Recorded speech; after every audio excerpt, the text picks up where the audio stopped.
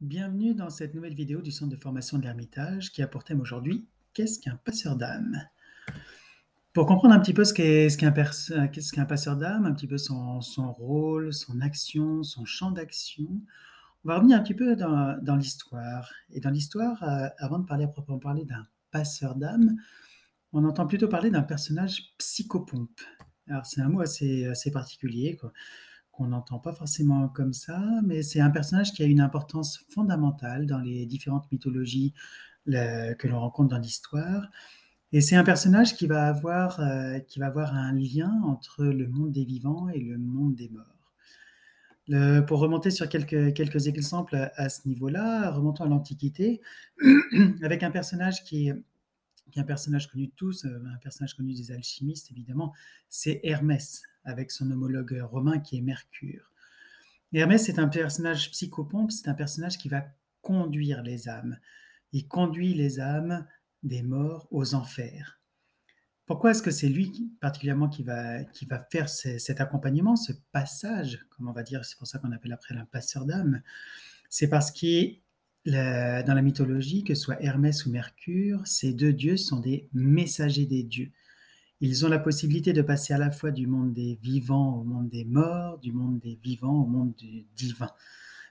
Et c'est ce qui fait leur spécificité. Et c'est eux qui vont aller accompagner les âmes dans leur route, dans leur chemin, une fois que l'existence dans le monde physique, dans le monde d'un corps va s'arrêter pour aller rejoindre un au-delà et un au-delà, et ce qu'on va aller raconter un petit peu par la suite. Faisons un peu, en attendant, une petite aparté en Égypte, parce que l'Égypte a voué un culte très important aux morts, à la vie et évidemment à la mort, avec un personnage que l'on rencontre dans beaucoup d'endroits, et ce personnage qui n'est plus Hermès, mais qui est Anubis.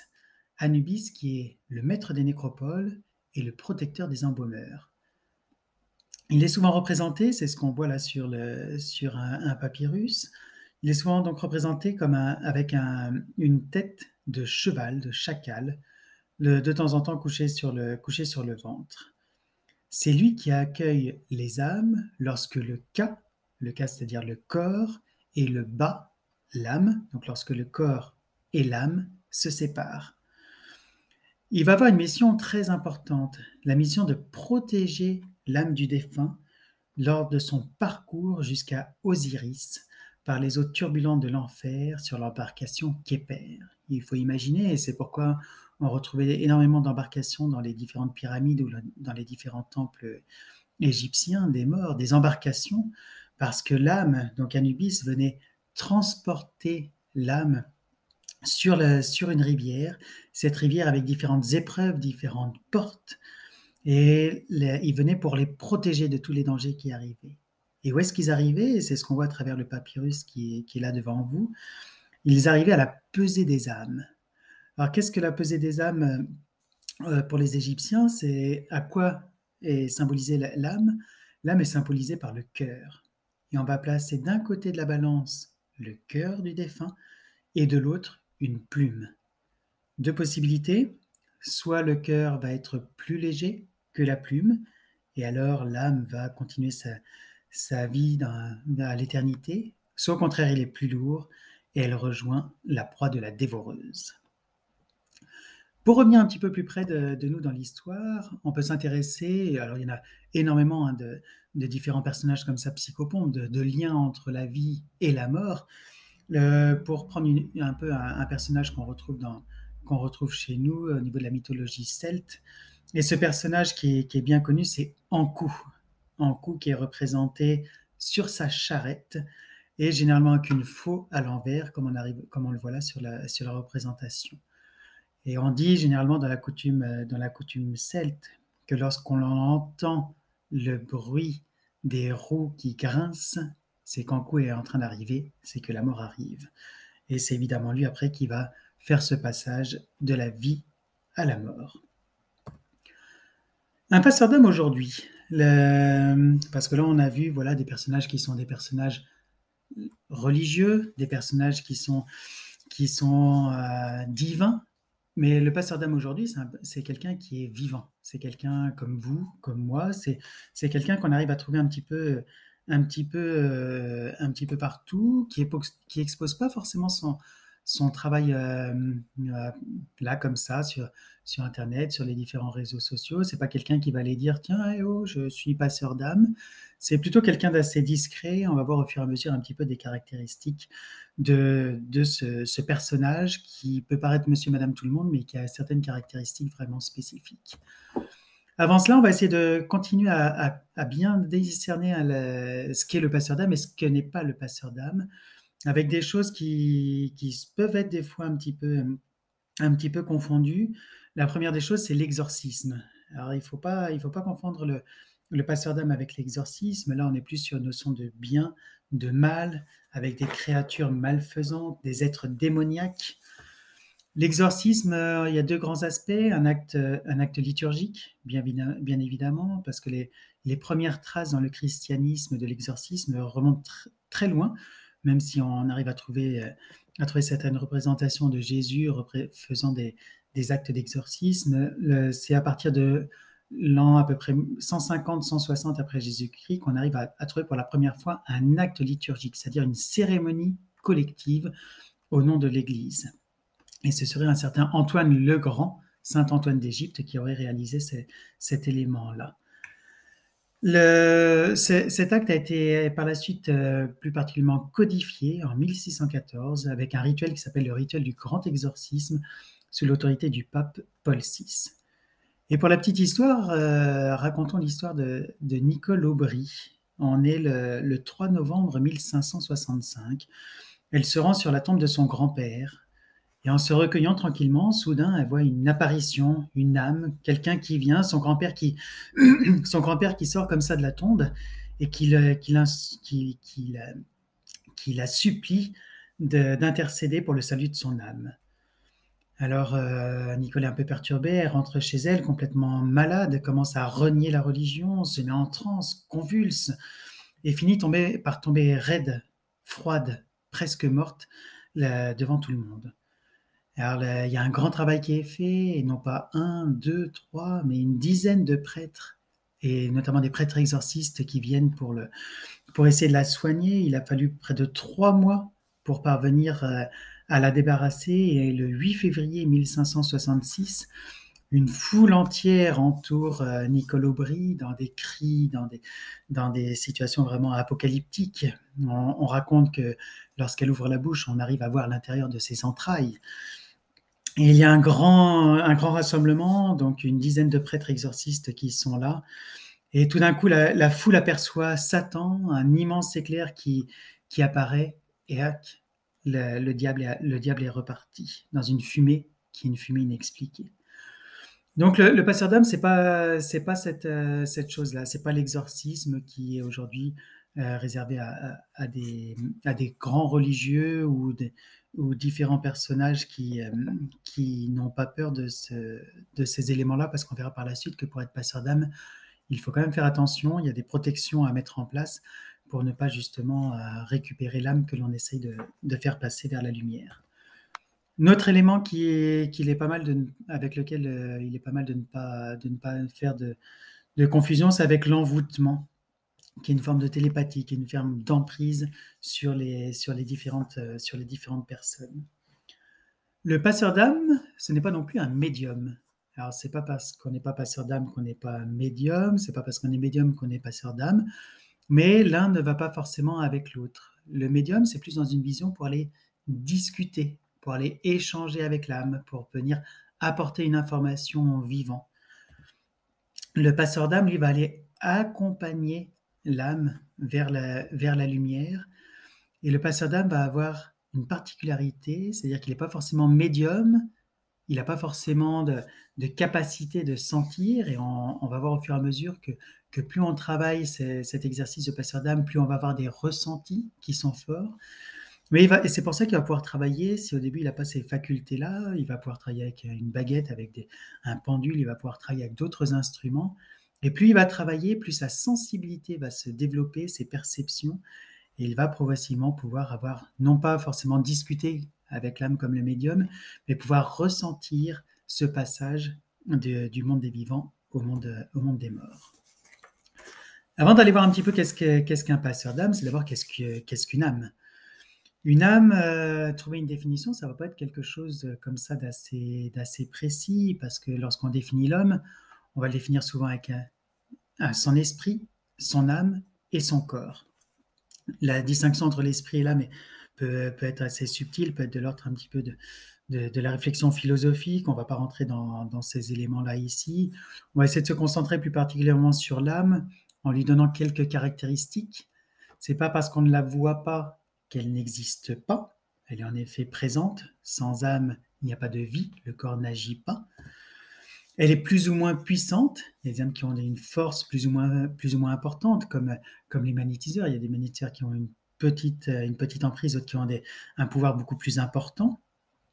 Elle n'a ni naissance ni mort. Et dernière grande caractéristique de l'âme, c'est qu'elle va utiliser le corps physique d'une personne pour venir faire son expérience.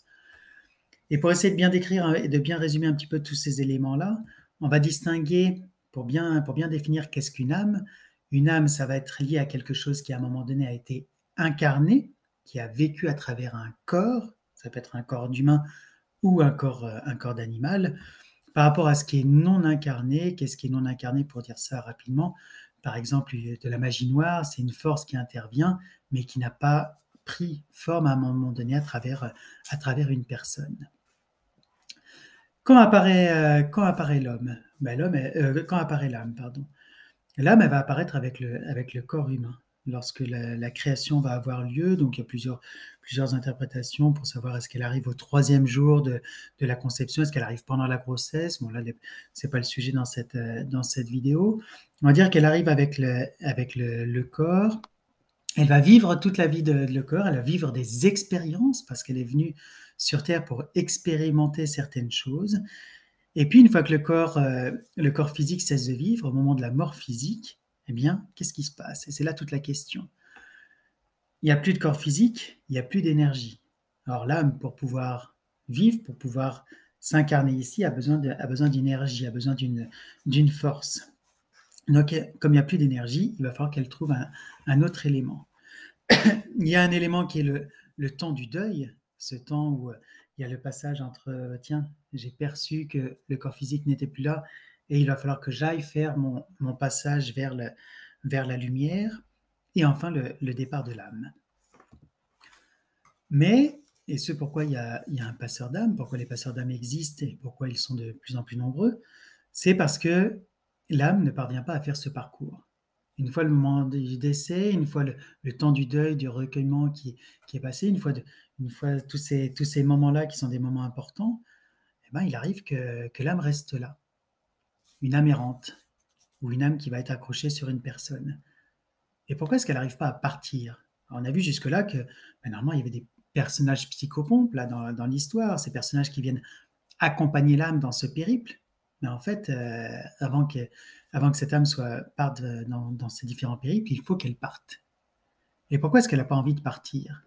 Alors, c'est quelques éléments ici qui sont décrits. Il y en a évidemment d'autres, mais c'est pour décrire et pour donner un petit peu une approche de ce qu'il en est. Tout d'abord, ça peut être des âmes, des personnes qui ont été très attachées à des aspects matériels. Fumer, boire, avoir différents plaisirs de la vie. Et ils ont envie de continuer à revivre ces sentiments, ces sensations, ces perceptions dans le corps. Ils n'ont pas envie que ça s'arrête. Et donc, pour ça, qu'est-ce qu'ils font? Ils disent, non, j'ai pas envie de partir, je veux continuer à vivre ces éléments-là. Il peut y avoir aussi le cas d'une mort violente. Imaginons un accident de voiture, un accident d'avion. Le corps s'arrête de vivre d'un coup, sans perception, les pendaisons aussi. On ne se rend pas compte que d'un coup, le corps physique n'existe plus, n'est plus vivant.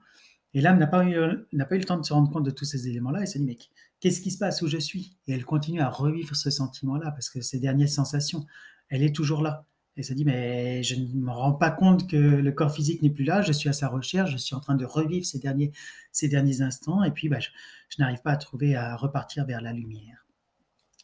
Et ça peut être aussi, alors c'est juste quelques exemples, il y en a évidemment beaucoup d'autres de cas pour lesquels l'âme reste, non pas dans le monde des vivants, parce qu'elle n'est plus attachée à un corps, non pas dans le monde des âmes, parce qu'elle n'y est pas, dans cet intermonde, dans un monde qui est entre les deux, pour les personnes cartésiennes. Une personne très cartésienne, il n'y a pas de vie après la mort. S'il n'y a pas de vie après la mort, je vais rester là, parce que je ne sais pas où aller. On m'a dit qu'il n'y en avait pas.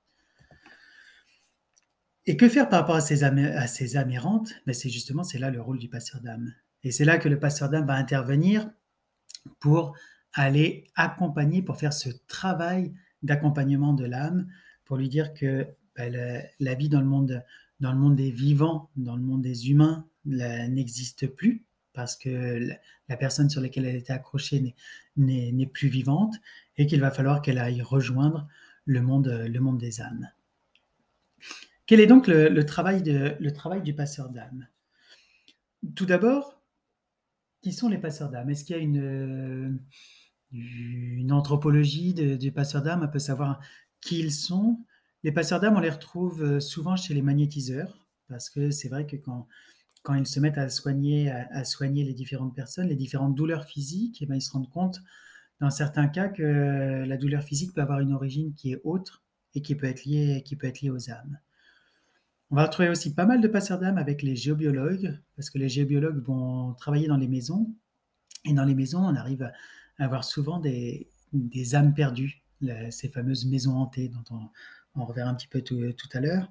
Et le géobiologue, lorsqu'il va faire l'ensemble de son travail, lorsqu'il va travailler sur les cheminées cosmotelluriques, sur les différents réseaux, il va aller aussi travailler sur les âmes pour libérer l'ensemble de la maison. Comme on l'a vu tout à l'heure, on va en trouver aussi pas mal chez les médiums, parce que les médiums ont cette faculté d'aller communiquer, d'aller partager avec un monde qui n'est pas directement visible à travers nos 5 sens. Et puis, qui sont les passeurs d'âme? C'est aussi monsieur et madame tout le monde. Ils n'ont pas forcément une étiquette de soins, une étiquette énergétique à présenter au monde, mais ils viennent par-ci, par-là, aider, accompagner certaines âmes. Pour faire passer les âmes errantes, ça va être son travail. Le travail du passeur d'âme, c'est d'aller les accompagner. Et il va avoir plusieurs niveaux d'intervention. Le premier qui est une âme errante, une âme qui est là, qu'on trouve sur une route, dans un chemin, qu'on trouve en se baladant, qui est perdue, d'où son nom errante. Et puis de temps en temps, on a des âmes qui ne sont pas forcément errantes, mais qui sont plutôt accrochées sur les êtres humains. C'est-à-dire que à certains moments, certains deuils sont plus douloureux que d'autres. Et moi, tiens, ma mère, mon père décèdent et j'ai pas envie qu'ils partent. Alors le corps physique s'arrête de vivre, il n'est plus là, mais j'ai envie de m'accrocher à cette âme, j'ai envie qu'elle reste. Et qu'est-ce que je vais faire? Je vais la récupérer, cette âme. Et si je la récupère, elle va pas partir, elle va rester accrochée à moi et vivre de mon énergie. Et le dernier point qu'on a vu avec les géobiologues, c'est évidemment pour libérer les lieux. Parce qu'elles peuvent se dire que j'ai vécu de très bons moments dans cette maison, ou au contraire des moments très tristes, et j'ai envie d'aller retourner dans ce lieu pour aller l'habiter, pour aller y partager certaines sensations, certains ressentis. Donc le travail du passeur d'âme, vous voyez, est très large, parce qu'il travaille donc à la fois sur les âmes errantes, les âmes qui sont accrochées sur les êtres humains, et les âmes qui sont accrochées sur les êtres humains, il y a un double travail. Parce qu'il y a à la fois le travail avec l'âme, d'accompagnement de l'âme, mais aussi le travail d'accompagnement de la personne.